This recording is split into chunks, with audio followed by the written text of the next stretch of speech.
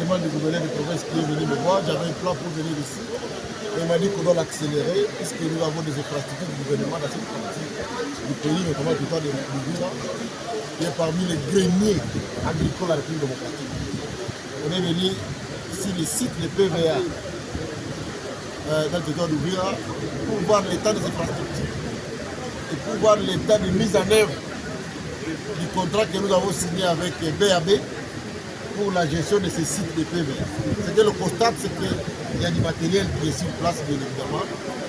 Le travail qui est là n'est pas à la hauteur de nos attentes, mais la région a été secouée par beaucoup de profits.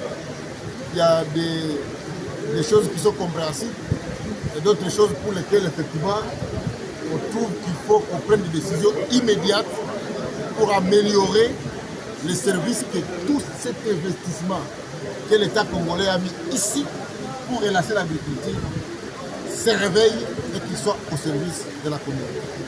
Il y a des machines ici, des génies, pour aider la province à pouvoir améliorer les routes de cette agricole autour de ces sites de terre.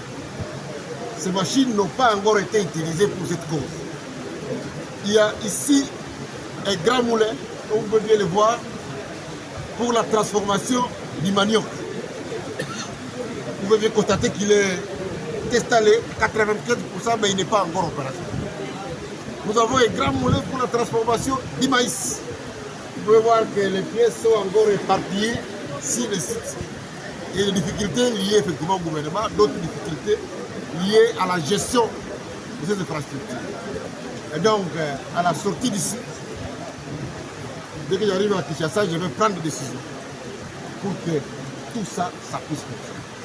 J'ai demandé au gouverneur de province qui doit travailler avec les gestionnaires du site pour établir un plan, un calendrier, pour essayer de faire l'ouverture de cette agricole et tous les sites. Je crois que le gouvernement central a déjà investi évidemment ici et qu'il revient aussi au gouverneur de province de pouvoir prendre des décisions pour travailler ensemble avec les gestionnaires du site, utiliser ce matériel qui a coûté de l'argent au gouvernement. Je voudrais aussi féliciter tous ceux qui travaillent ici dans ces conditions de résilience, comme vous le savez, avec la guerre que nous avons à côté de nous. Mais cela ne doit pas nous empêcher de continuer à rendre le service, de délivrer. Et donc on ne peut pas laisser autant de matériel du gouvernement dans une zone où les gens ont fait, où les gens veulent faire l'agriculture, et puis l'observer comme ça. S'il y a des décisions ou des montants d'argent qui doivent venir du gouvernement central, moi je vais faire ma part, mais je voudrais aussi que ceux qui sont sur terrain fassent leur part. Je note que dans la zone, il y a beaucoup d'opérateurs économiques et de producteurs qui sont déjà à la hauteur. Peut-être que c'est l'occasion pour moi aussi de leur faire confiance et de les confier certaines des tâches de ces immenses parcs industriels pour que nous puissions effectivement résoudre les problèmes. Mais le message que je veux lancer à la population d'Ouvira, c'est de dire dans le cadre de la révolution agricole agressive, vous êtes parmi les cibles du gouvernement.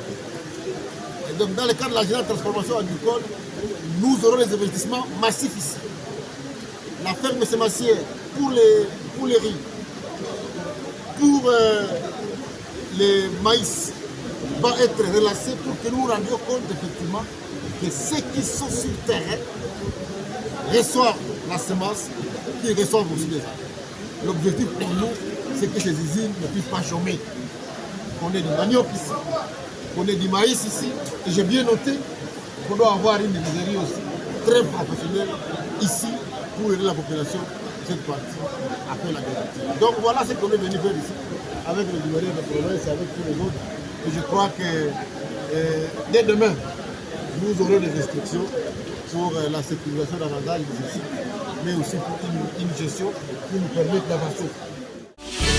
Nous, peuple congolais, cultivons la terre, récoltons la vie. L'agriculture est notre sourire.